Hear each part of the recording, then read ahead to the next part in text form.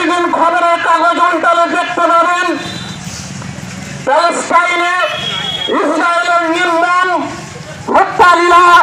প্রতিদিন শয়ে শয়ে নিরীহ শিশু, নারী সহ সাধারণ মানুষ গুলিবিদ্ধ হচ্ছে, মারা যাচ্ছে, বোমায় ক্ষতবিক্ষত হয়ে পড়েছে গোটা দেশটা। এই পরিস্থিতিতে আমাদের দেশে আমরা গণতান্ত্রিক পদ্ধতিতে জনগণের দাবির ভিত্তিতে আমরা আন্দোলন সংগঠিত করছি। আপনারা দেখেছেন একদিকে মূল্যবৃদ্ধির চাপ, আজকে চাষের মরশুম যাচ্ছে, এক একটা দোকানে এক এক রকম দাম। মনে হয় দেশের প্রশাসন বলে একটা সরকার আছে, এর থেকে মনে হয় না আছে, সেখানে না আছে এনআরপিতে সার কেনা বেচার কোন বন্দোবস্ত।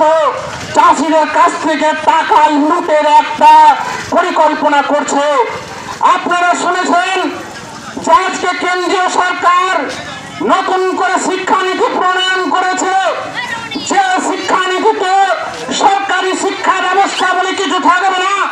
দেশের স্কুল, কলেজ, বিশ্ববিদ্যালয়, ইঞ্জিনিয়ারিং শিক্ষা, মেডিকেল শিক্ষা, সমস্ত শিক্ষা ব্যবস্থাকে বেসরকারীকরণ করে ব্যবসায়িক মুনাফার স্বার্থে তারা পরিণত করছে, যেন শিক্ষা হচ্ছে দেশের পণ্য। এই জায়গায় বর্তমান দেশের কেন্দ্রীয় সরকার নিয়ে আসছে।